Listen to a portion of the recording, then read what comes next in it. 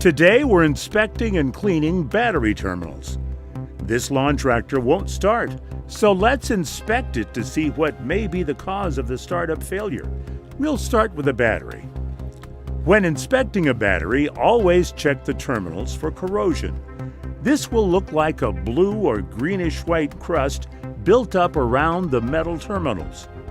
Corrosion happens when hydrogen gas is released from battery acid. If left untreated, it can prevent proper recharging of your battery or even degrade battery terminals and wires. To clean the corrosion, first disconnect the battery cables from the battery. Begin with the negative terminal. Make sure to keep them separated. We'll use a wire brush and a battery cleaner spray to clean the terminals. The cleaner will neutralize the acid in the corrosion, which will make it safe to clean. Spray every area that's corroded.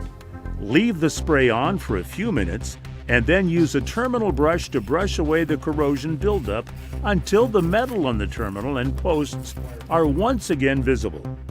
After that, flush them with water. Battery terminal protectant spray will prevent future corrosion. It should be sprayed on your battery 3 to 4 times a year for best results. Now that the corrosion is removed from the terminals, reconnect the battery and see if the machine starts. If it starts up and runs regularly, then you have successfully diagnosed and corrected a startup issue due to corrosion. If your machine doesn't start, you can use battery booster cables or a battery charger to address the problem.